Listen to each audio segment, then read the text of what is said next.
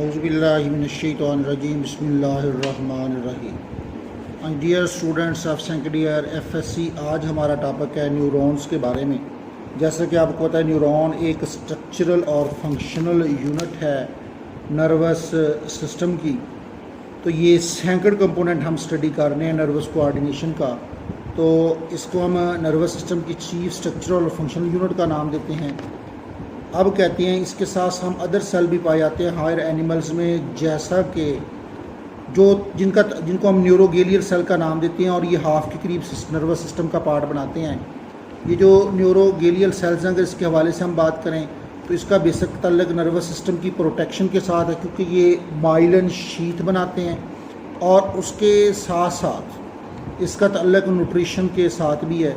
तो basically 3 type हैं functionally nervous system की, अगर उनके हवाले से हम बात करें जो मैमल्स में पाई जाती हैं। एक को हम सेंसरी न्यूरॉन का नाम देते हैं। ये सेंसरी न्यूरॉन ऐसे न्यूरॉन हैं जो मैसेज को रिसेप्टर से ब्रेन तक लेके जाते हैं। एसोसिएटिव या इंटरमीडिएट या रिले न्यूरॉन है, ये पाए जाते हैं नर्वस सिस्टम में पाए जाते हैं। और तीसरी टाइप है मोटर न्यूरॉन है। इनका काम है कि ये मैसेज को ब्रेन से पहुंचाते हैं फैक्टर तक।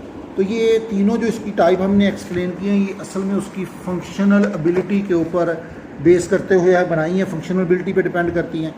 अगर इसके हम स्ट्रक्चर के हवाले से बात करें तो एक न्यूरॉन के अंदर बेसिकली जो है 2 चीज़ें पाई जाती हैं। एक को हम प्रोटोप्लाज्मिक प्रोसेसेस बोलते हैं और दूसरे को सेल बॉडी बोलते हैं। ये जो प्रोटोप्लाज्मिक प्रोसेसेस हैं और सेल बॉडी हैं, 2 पार्ट हैं। सेल बॉडी के अंदर वेरियस ऑर्गेनेली भी पाए जाते हैं, जैसे कि एंडोप्लाज्मिक रेटिकुलम, राइबोसोम, माइटोकॉन्ड्रिया वगैरह, जो साइटोप्लाज्म में एम्बेडेड होते हैं। और अगर इसके अंदर साइटोप्लाज्मिक प्रोसेसेस की बात करें तो उसकी आगे या फाइबर की बेसिकली 2 टाइप हैं। इनमें से एक ऐसी टाइप है जो कि मैसेज को सेल बॉडी की तरफ लेके आती है, उसको हम डेंड्राइट्स बोलते हैं।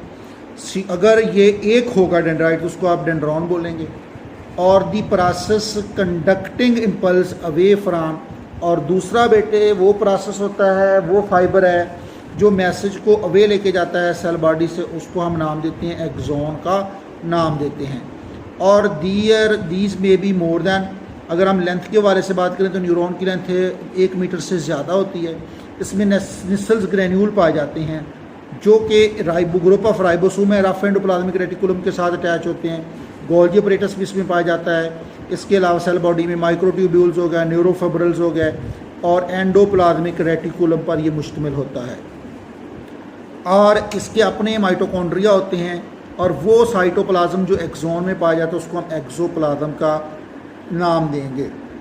इसके बाद दूसरे पार्ट की तरफ बात करते हैं जिसको सेल बॉडी या सोमा का नाम देते हैं। ये मेन न्यूट्रिशनल पार्ट है और इसका ताल्लुक है बायोसिंथेटिक, यानी हर मटेरियल की ये सेंसेस भी करते हैं। वो मटेरियल जो न्यूरॉन को ग्रोथ के लिए चाहिए, मेंटेनेंस के लिए चाहिए, वो सारे का सारा मटेरियल सेंसाइज होता है। अब इसकी अगर रीजनरेशन के हवाले से बात करें, अगर सेल बॉडी इसकी इंटैक्ट रह जाए तो ये रीजनरेट कर सकता है अपने, ना सिर्फ एक्सॉन को, डेंड्राइट को, बल्कि अगर ये मैच्योर हो जाए तो फिर मज़ीद इसमें कोई चेंज नहीं लाई जा सकती। इसके बाद ये बेटा इसकी स्ट्रक्चर के बारे में, एक मोटर न्यूरॉन की, ये बेसिकली अब हम स्ट्रक्चर के हवाले से बात करते हैं। ये जो इसका सेंट्रल पोर्शन, इसको सेल बॉडी बोलते हैं, ये डेंड्राइट है। और उसके नीचे ये सारा एक्सॉन जिसके ऊपर ये मैं पॉइंटर डाल रहा हूँ, और ये है एक्सॉन टर्मिनल है या न्यूरोमस्कुलर जंक्शन है, जहाँ पे न्यूरॉन के फाइबर मसल के अंदर दाखिल हो रहे हैं। और इस एक्सॉन के बाहर के अंदर ये जो दरमियान में स्पेस पाई जाती है इसको नोड बोलते हैं। और इसके साथ साथ ये श्वान सेल है जो एक लिपोप्रोटीन पे मुश्तमिल माइलिन शीथ बनाते हैं। तो ये बेसिकली ये स्ट्रक्चर जो है जो हमने एक्सप्लेन की है, ये है मोटर न्यूरॉन की एक स्ट्रक्चर है। उसके बाद ये इसी तरीके से ये जो डायग्राम नंबर 4 है, इसमें देखिए मैसेज को सिंगल डेंड्राइट जो है लेके आ रहा है। कहाँ से मैसेज को? रिसेप्टर से मैसेज आ रहा है डेंड्रॉन के ज़रिए सेल बॉडी तक, और सेल बॉडी के ज़रिए आगे एक्सॉन में चला जाता है। इसमें सिंगल ही डेंड्राइट है जिसको हम एक्सप्लेन करेंगे। इसके बाद नेक्स्ट टॉपिक है हमारे पास फैक्टर्स हैं। अब फैक्टर क्या है?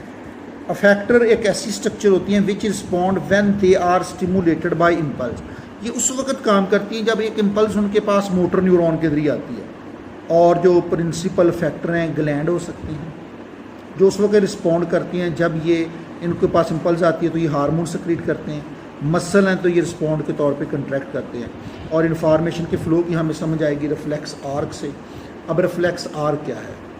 Flow of impulse through nervous system involve receptor इसमें हिस्सा लेते हैं, इसमें न्यूरॉन हिस्सा लेते हैं और इसमें अफेक्टर हिस्सा लेते हैं।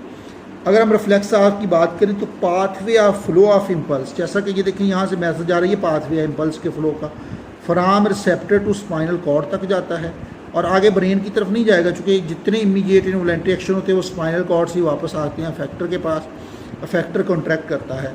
तो ये जो पाथवे है इम्पल्स के फ्लो होने का, जिसको ब्लैक लाइन से ज़ाहिर किया गया है, this one is called as reflex arc का नाम देते हैं।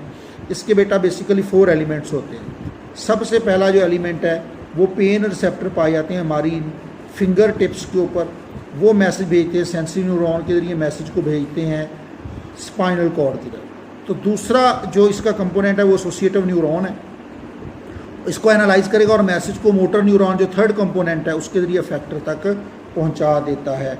ये जो pathway flow of impulse during reflex action, इसको रिफ्लेक्स आर्क का नाम देते हैं। इसमें पेन विद ड्रा रिफ्लेक्स आता है, या जब कोई भी हमारा हाथ किसी भी हार्ड ऑब्जेक्ट को टच करता है तो उस वक्त ये रिस्पॉन्स प्रोड्यूस होता है। ये था बेटे आपका लेक्चर। अगर कोई प्रॉब्लम हो तो आप इसको वॉइस मैसेज के ज़रिए मुझसे पूछ सकते हैं।